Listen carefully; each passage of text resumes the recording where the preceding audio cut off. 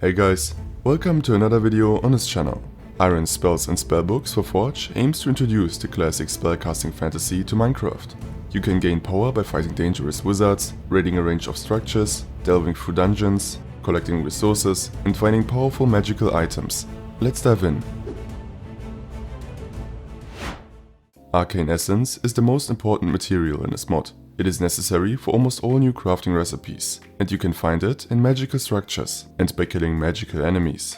When exploring your new world, you will quickly notice new scroll items. Each of these scrolls contains a spell and can be consumed to cast a spell without using mana or triggering a cooldown. However, you can also add a scroll to a spellbook by using the new inscription table. At this workstation, you are able to place a spellbook and add a scroll to it. However, depending on the rarity of the scroll, determined by the spell's type and level, it may be too powerful for your spellbook. To find out the rarity of a spell and other information about the spell, like the damage, cast duration, cast time, range, or mana cost and cooldown when bound to a spellbook, just look at the tooltip of the item. To remove a scroll from a spellbook, select the spell in the inscription table and pull out the scroll on the right of the interface. Besides finding scrolls in dungeons, you can also craft them using the new scroll forge. To create a scroll, you need a paper, a special item for the corresponding spell class of the spell you want to craft, in order to specify of which spell class you want to choose the spell from, as well as ink. Ink can be found in magic structures like wizard towers. There are 5 variants, one for each rarity of scrolls. Ink will allow you to craft a spell of the corresponding rarity, but at the lowest level of that rarity, because there are often multiple scroll levels of the same rarity. If the minimum rarity of a scroll is higher than the ink provided, like the teleportation spell, which is not available as a common scroll, you will not be able to craft that scroll with common ink, because you need ink of a higher quality to craft the scroll's first level. When you inserted all the necessary materials, you can choose which type of scroll you want to craft, by simply selecting the spell and then taking the new scroll. This will consume the items you inserted. For fire spells, insert a blaze rod. For ice spells, use a frozen bone that is dropped from strays. For lightning spells, use a bottle or lightning that can be obtained by right-clicking with an empty bottle on a charged creeper. For holy spells, use divine pearls that can be crafted. For blood spells, use blood vials that can be obtained by cooking mobs or yourself in a cauldron or alchemist cauldron. Simply place a cauldron above a campfire or an alchemist cauldron. The alchemist cauldron needs to be filled with water, the normal cauldron not. Then put mobs or yourself in that cauldron. After the water changed its color in the alchemist cauldron, or new blood appears in the normal cauldron, you can extract the blood by right-clicking with an empty bottle on the cauldrons. For ender spells, use ender pearls. For evocation spells, emeralds. For void spells, echo shards. And for poison spells, use poisonous potatoes that can now be crafted. All of these items can also be found in structures. Let's move on to spellbooks. The weakest spellbook is the Flimsy Journal, which can only hold 4 common spells. The Ironbound Tome can hold 5 uncommon spells. The Rotten Spellbook can hold 3 and Apprentice Spellbook 6 rare spells. The Blaze Instruction Manual can hold 5 epic spells and increases the fire spell power by 10% when holding it in your main hand. It is a rare blaze drop.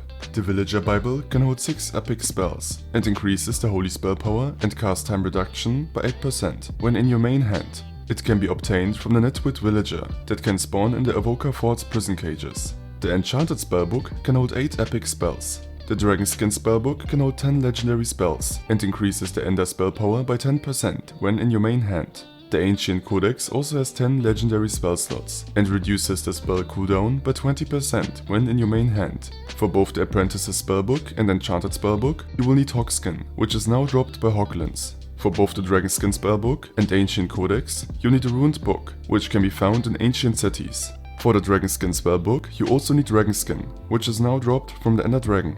Furthermore, there are some unique spellbooks with fixed spells, like the Grimoire of Evocation with 3 fixed evocation spells, which can be dropped from Evokers or Archevokers, and the Bloodstaff with 5 fixed blood spells.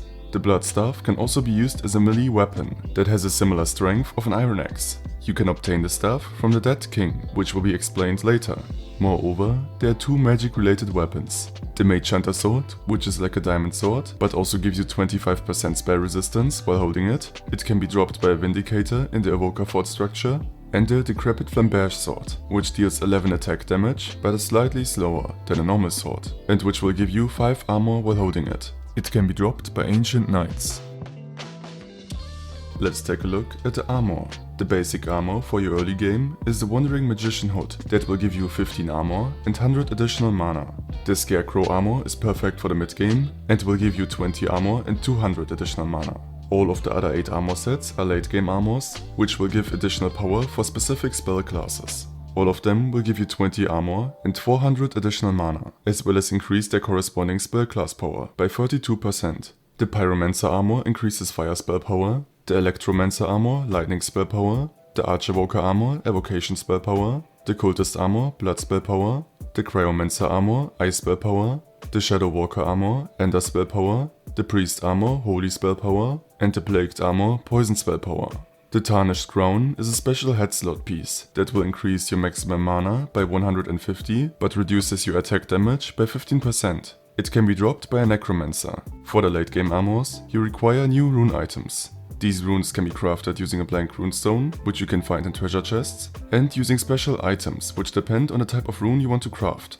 There are runes for every spell class, and some special ones that are used for orbs, which I will explain later.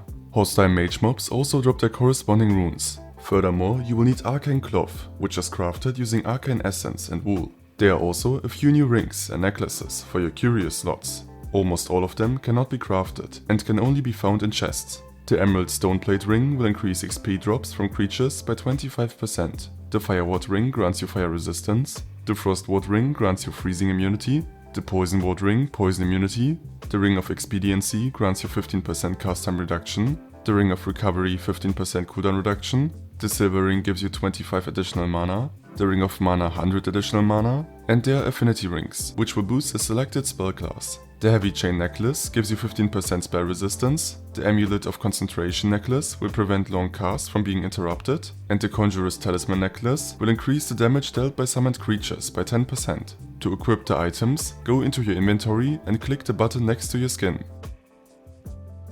The Arcane Anvil is a late game workstation.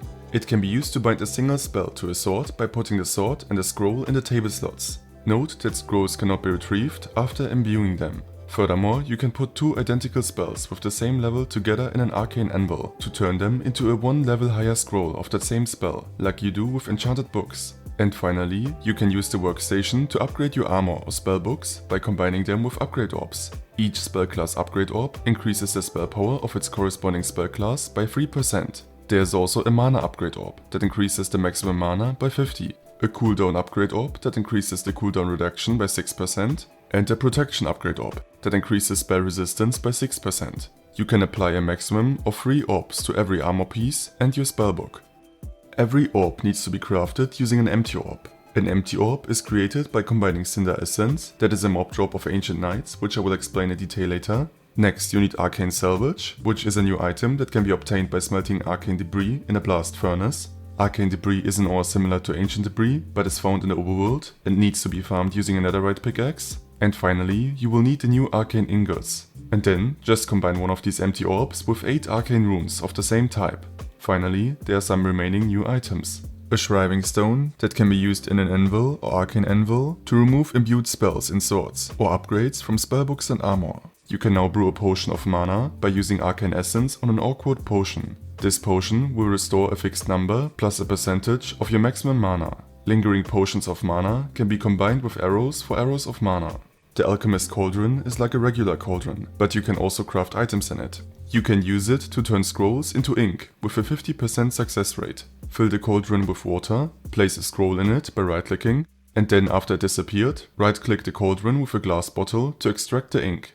To brew potions, fill it with water, add a valid ingredient like nether wart, and then extract the, for example, awkward potions with empty bottles by right-clicking. Or add another ingredient like blaze powder to brew it into another potion, like a potion of strength, like you do in a brewing stand. The cauldron has 4 internal slots. An ingredient you enter will affect all of these 4 slots, and after you extracted 4 potions, the liquid in the cauldron will turn into water again.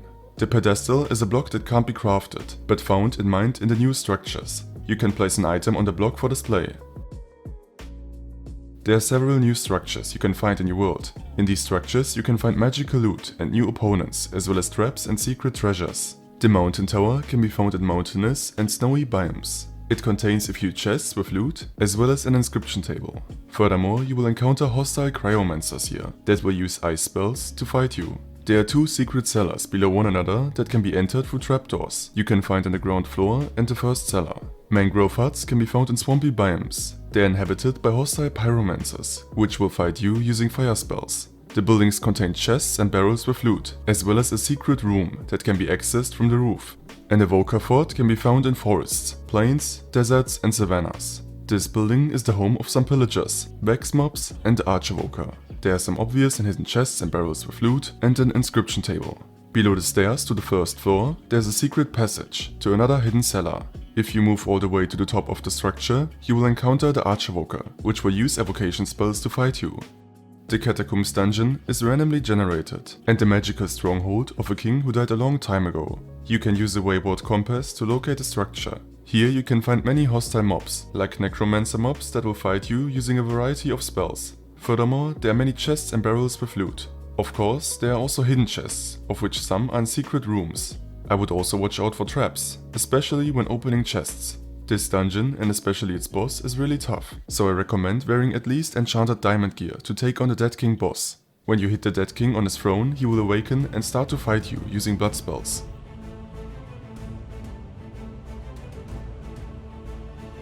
And when you think you finally defeated this boss, it will activate its second stage and will be even stronger. Upon defeating its second stage, the mob will drop valuable loot, including its blood staff with 5 implemented spells. After finishing the boss, I'd also recommend taking a closer look at the villager statue in the boss room.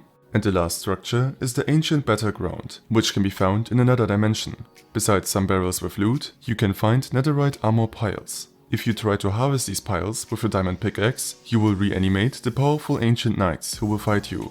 Upon death, they will drop cinder essence, which is required to craft empty upgrade orbs and alchemist cauldrons. And sometimes, they even drop netherite scraps. Furthermore, ancient debris is more common around ancient battlegrounds. Note that all of the new mobs are pretty strong and should not be fought without strong equipment. Now, when entering villages, you might find new wizard towers. In these towers live new priest villagers. These villagers are friendly and will fight hostile mobs using holy spells. Finally, let's take a quick look at all of the spells. Every spell is available in different levels and gets stronger with increasing levels. Moreover, every spell has a unique cooldown, mana cost and casting duration. To show you all of the spells will take ages, so I will only show a few of my favorites. Raise Dead will summon undead minions from the earth beneath you that will follow, protect and fight for you.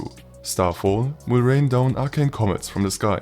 Magma Bomb will launch a bomb made of magma, which will explode upon impact. Frost Step will teleport you to where you're looking, leaving behind an ice shadow that will shatter into icicles. Electrocute will turn you into Emperor Palpatine, shooting lightning at opponents.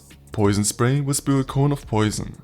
And besides the usual spell classes, there are void spells, which are special and extremely powerful spells, like summoning void tentacles that damage creatures caught in them, or Black Hole, which will manifest a temporary black hole in your world that will suck in nearby creatures, slowly crushing them to death. If you want to, I can do another video in the future featuring all of the spells in detail. For more information on and a list of all the spells, check out the wiki.